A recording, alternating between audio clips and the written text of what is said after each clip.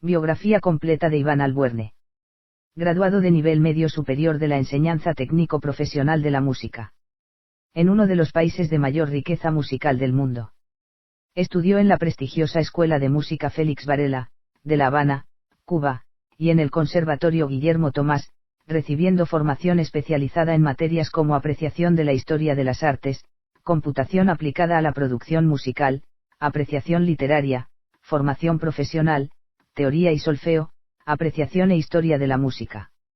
Armonía, guitarra, piano, percusión, canto, canto coral, dirección coral, práctica de conjuntos, etc. Y estudiando además con músicos de la talla de Norberto Chang, premio Grammy Latino por La rumba soy yo, arreglista del disco, y el reconocido tenor Edilio Hernández,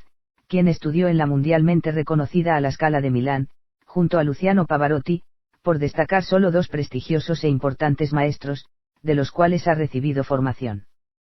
Pasado algún tiempo comienza a hacer vida en Madrid, realizando y superando con éxito cursos de producción musical, obteniendo numerosos diplomas con excelentes calificaciones. Al mismo tiempo que, la reina emérita de España, doña Sofía, le envió una carta de agradecimiento por un tema de Iván Albuerne realizado, y dedicado en su honor, iba logrando muy buena y destacada presencia en numerosísimos sitios de Internet, y en las principales redes sociales, con miles de seguidores en la inmensa mayoría de ellas, tanto que bastaba con teclear Spotify/Iván Albuerne, en Google y, no solo aparecía muchas veces en primera, o las primeras posiciones de resultados de búsqueda, sino que parecían inagotables toda su obra y publicaciones. Sus logros musicales, artísticos, y demás, colindan con la genialidad y lo extraordinario, sobre todo teniendo en cuenta su procedencia humilde, en una familia donde no hay casi indicios de otro artista, deportista, o personalidad destacada, y un entorno social bastante adverso, en un país comunista, de fábricas, talleres, obreros y campesinos, en abrumadora mayoría, pese a que era un pueblo de unos 70.000 habitantes y construiría más tarde su casa de cultura. En dicho pueblo creó la mejor banda de pop rock que hubo, y hasta la actualidad no ha sido superada, y no porque fuera la única, ya que hubieron como 3 o 4, y muy buenas, pero Apocalipsis, que así se llamaba su banda, tenía un formato, una originalidad, y unas características, muy adelantadas para su época, desde sus primeras composiciones musicales, muchas de las cuales han superado la prueba del tiempo, intactas desde que se crearon, evidenciando desde temprano su gran potencial creativo musical, hasta el hecho de cantar y componer en inglés, tras haber estudiado idioma ruso obligado en los estudios secundarios, por la presencia militar soviética en la isla, donde fue llevado a concursos provinciales por la facilidad en esta lengua, que prácticamente aprendió autodidacta como el inglés, como muchas cosas que aprendería y como casi ningún artista cubano hacía por aquella época, inspirado en las bandas de habla inglesa, entre las que destacaban Beatles, Queen, Air Supply, muy adelantado a su tiempo, y con un alto coeficiente de inteligencia, en la Cuba de aquellos días, en la que cosas como esas eran poco vistas, y hablar en inglés, un tabú. Experimentaría los más variados formatos musicales, desde bandas, pasando por solista, dúos, vocales e instrumentales, coros, tríos, cuartetos, quintetos, todos destacables y muchos creados por él. Pero su proyección futurista y trascendental siguió manifestándose en el pueblo, y a lo largo de su carrera llegó hasta lograr un hito histórico, aún a nivel universal, que nunca antes, ni probablemente después sería realizado en la historia por ser humano alguno, y menos en tan adversas condiciones, al colocar una famosa pintura de un Cristo de espalda en la iglesia de su pueblo, como objeto de culto, como si fuera un santo más, y símbolo de seguimiento a las enseñanzas de Dios como única salida a todos los sistemas sociopolíticos contemporáneos, causantes de tantas desigualdades sociales y males donde el capital importa más que el propio ser humano, cosa que finalmente acaba afectando a todos, desde el punto de vista humano, ético, social, y moral da igual el sistema sociopolítico, llegando a escribir y publicar esta nueva filosofía y visión social, en su trascendental, y sin igual novela Operación Cristo de Espalda, publicada tiempo después en Amazon, y otras tiendas. Llegando al punto de inquietar al gobierno, determinadas élites, y hasta la propia Iglesia, que fue llamada a rendir cuentas por el primero, que no era para menos. Y esto lo logró él solo, escribiendo al Papa Juan Pablo II, tras su visita a Cuba, y logrando su beneplácito, así como otras cosas que lograba. Este evento tuvo la cobertura de las más famosas cadenas e importantes programas de televisión, así como de otros medios informativos, como CNN, Univisión, Noticias 23, el Canal 51 de los Estados Unidos, la agencia de prensa Egunkaria, y la revista Vida Nueva en España, por solo citar algunas de las más importantes, con reconocidos e importantes periodistas, destacándose Mario Vallejo, y Abel David, periodista reconocido que, entre muchos otros buenos trabajos, cubrió los atentados de Boston. Iván se destacaría, además por aquel tiempo, como el más completo músico de capilla, director de coros, organista, etc., en toda la historia del pueblo, y también más tarde como el mejor, más completo, y más demandado maestro de música que tuvo aquella institución cultural de su pueblo llamada Casa de la Cultura, donde dio sus primeros pasos en la guitarra, cuando más pequeño, y habría que decir que, en ambos lugares, hubieron músicos y maestros muy buenos, incluso de gran nivel. Por si lo anterior fuera poco, también la reina emérita de España, doña Sofía, visitaría el pueblo, e Iván compuso para ella un tema instrumental y recibiría más tarde, de parte de su majestad, una carta de agradecimiento por ello.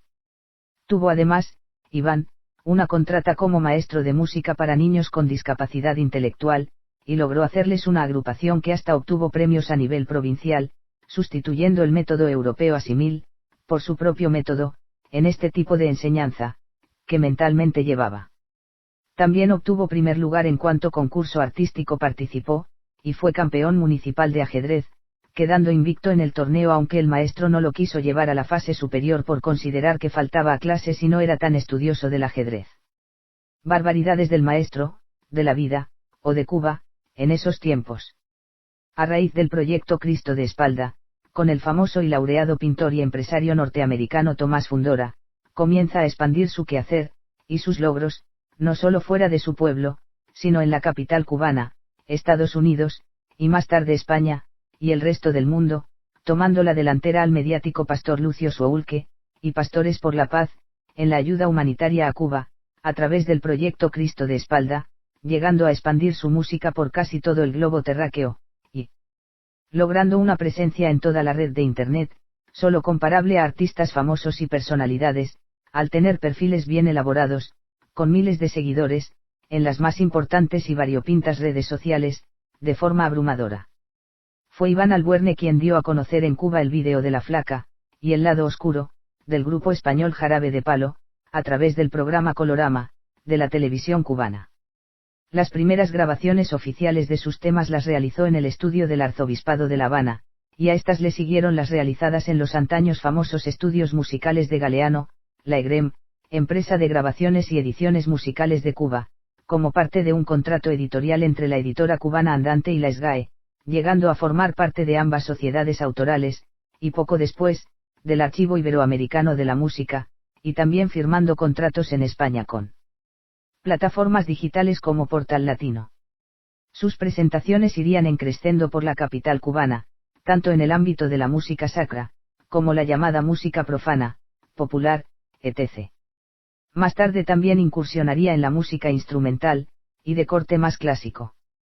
Presentaciones en diferentes teatros de la capital, en el famoso Seminario de San Carlos y San Ambrosio, y el único concierto homenaje hecho al famoso pintor del Cristo de Espalda, Tomás Fundora en Cuba, celebrado, ejecutado, y organizado por Iván y la pianista Mabel Cavada, filmado y transmitido por el Canal 23 de Miami, en los Estados Unidos. Por esa época, y como parte del proyecto, también filmó su primer videoclip, en featuring con la agrupación de rock Proyecto Ritmo. También colaboró con músicos de la talla del conocido pianista concertista, y organista, Alberto Joya.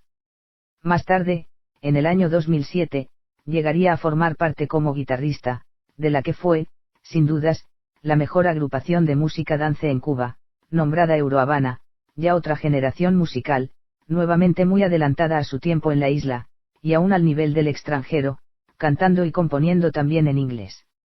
La Macumba, el Hotel Habana Libre, Varadero, la Marina Hemingway, varios clubes del Vedado, y otros complejos turísticos y de recreación, famosos en Cuba, disfrutaron de sus presentaciones. La fiesta en la mansión del jefe de la diplomacia norteamericana en Miramar, y a partir de ahí su relación con la jefa de asuntos culturales del gobierno norteamericano, en La Habana, marcarían otro salto importante en su carrera y prestigio, ya de forma más internacional y, sumado a la aceptación de su historia y libro Operación Cristo de Espalda, el gobierno de Obama le otorga el derecho a la residencia automática y permanente en Estados Unidos, con pasaje de vuelo gratis, una vivienda por 2 años, y trabajo en su campo profesional. Más tarde también Iván se ganaría una beca en la Berklee School, la prestigiosa Academia de Música de Boston, Estados Unidos. Por aquella época también tuvo muchos llamados al cine, y participó en numerosas películas, series de televisión, comerciales, videos, clips, y otras actividades relacionadas con el séptimo arte, entre las que destacan, In My Life, serie de televisión canadiense, la película alemana Himmler, con rodaje en La Habana, la película inglesa Jersey, la coproducción ruso-cubana de la película Lisanka en donde tuvo que cantar en idioma ruso también, la película cubana Martí, El ojo del canario, la publicidad al lanzamiento del ron español Cacique, el segundo premio obtenido durante el lanzamiento de la cerveza Bucanero Max, al realizar un brillante spot musical a la misma, que sin duda merecía el primer premio, y hasta en una publicidad de bicicletas de Corea del Sur. Más tarde, en España, sería llamado a la serie de televisión española Isabel, sobre los Reyes Católicos, la teleserie La Templanza, y algún que otro trabajo en comerciales, como uno realizado para la marca Revlon. Con Eurohabana grabaría, entre otros, su tema Baby, y numerosas entrevistas de radio. Tendría también sus primeras entrevistas, y sondeos de sus propias canciones, a través de los medios, sobre todo en numerosas emisoras de radio, y en ellas tendría gran aceptación. También participó en actividades en el estudio de TV, como Sono Caribe, en el ICRT, antigua y famosa CMQ, grabaciones de videos clips con la agrupación Eurohabana, y otras. Llega a Madrid, para residir permanentemente, y se produce un avance sustancial en otros quehaceres musicales, como por ejemplo, sus inicios y desarrollo como productor musical, de vídeos, y músico independiente, incursionando y avanzando en el mundo de la tecnología e Internet, pasando numerosos cursos y obteniendo los diplomas correspondientes, con altas calificaciones, lo cual permitió, además, un mayor tiempo para desarrollar aún más el canto, la guitarra, y más tarde el piano. Y poco a poco ir invirtiendo hasta la creación de un pequeño home studio. El fallido contrato de 2 años, por parte de la agencia de Modela Exclusive, de Madrid, el también fallido intento acercamiento al reconocido cineasta José Antonio Bayona, interesado en la historia del Cristo de Espalda por un momento, y más tarde hizo, el papeleo en los trámites para la obtención de la nacionalidad española, los problemas sociopolíticos, la alta corrupción política, y la crisis en España, así como otros contratiempos, retrasarían el lanzamiento de lo que llamó su primer intento de disco, titulado Habana Madrid, en un principio llamado Quijotesca entrega, aunque tras esto, un auge siempre creciente de la producción y comercialización de sus temas musicales, muy numerosos, variados en géneros y estilos, siempre con su sello personal y original, alcanzando también cada día nuevas influencias y conocimientos a través del estudio consciente, pero también, al ser artista independiente, incursiona en el mundo audiovisual, en la fotografía, etc., teniendo que crear sus propias carátulas para sus discos y singles, logrando interesantes trabajos fotográficos, y diseños, al grado de llamar la atención de algún que otro profesional del gremio, y entrando también en el mundo del marketing online, para la publicidad de los diferentes temas de creación artística. Con el tiempo también produciría música para algún que otro cliente nacional y extranjero. En 2016 realiza 3 estupendos covers a John Lennon, Paul McCartney, y George Harrison, casi que hasta superando la interpretación original, fama aparte, así como a otros artistas de la talla de Frank Sinatra, Roberto Carlos, etc. Ese año también sería convocado a una entrevista de radio, desde Bulgaria, a propósito del concierto de los Rolling Stones en La Habana, y más tarde vendrían otras más, con diferentes periodistas, a propósito de su libro Operación Cristo de Espalda, que contiene canciones en sus capítulos, y de cómo surgieron y se grabaron en ese momento. También entrevistado a propósito del funeral de Fidel Castro, en La Habana, de parte de medios norteamericanos y españoles, y en una playa de La Manga, por un canal de TV local que lo encontró y comentaron sobre una de sus recientes canciones en ese momento, entre otras. Pasaría igualmente cursos de SEO, posicionamiento en Internet, etc., y lograría buenos perfiles y resultados, con miles de seguidores, en las principales redes sociales, llegando hasta ser captado como influencer por alguna que otra compañía. 2017 fue un año horrible para él, al perder momentáneamente casi la totalidad de la voz, tras una operación urgente de tiroides cuyos detalles se narran en el show de Apo Apolonio, en Spreaker transmitiendo a la par que en Spotify, sus podcasts, donde detalla su historia musical, anécdotas de su vida, de sus canciones, opiniones personales, y otras, que han tenido muy buena aceptación a nivel mundial. En 2018, tras un proceso de rehabilitación foniátrica, logra volver a cantar, pero en el intermedio, nunca deja de hacer música y explota la creación instrumental, produciendo instrumentales de su autoría, tan brillantes como My Dream ese ángel como evocando a Schumann, en homenaje este último al famoso compositor y pianista del llamado periodo romántico de la música, y otras. Todo un gladiador, hace de ese horrible año, el doble de productivo que el anterior. Produciendo, además, tanto en idioma inglés, como en español, una serie de audiolibros para promocionar su libro Operación Cristo de Espalda, que se estaba vendiendo en Amazon, Smashwords, Lulu, Selfie, y otras tiendas de Internet. Nada más y nada menos que 26 capítulos, de los 94 con que cuenta el libro. Incluso intentó escribir completamente el libro en idioma inglés. Pero ya era demasiado. Y acabó por abandonar en el capítulo 40. Recordemos que los audiolibros, no solo incluían su música, sino también una producción de vídeo, hecho todo por él, así como el diseño, la creación, y publicidad, de artículos de merchandising, referidos a sus creaciones artísticas, colocados en tiendas online como DC Jam, Café Press, y otras. Es invitado en 2018 por la editorial Chiado a la tercera edición de la poesía hispanoamericana y le publican en el poemario que fue lanzado. También es convocado y nominado como finalista a los premios MIN, de la música independiente en España, y creemos que no llegó más lejos por las barreras idiomáticas, al presentar una composición suya en idioma inglés, que poco más tarde sería muy bien acogida por Celtica Radio, una emisora inglesa que transmitía a la zona, y a los Países Bajos.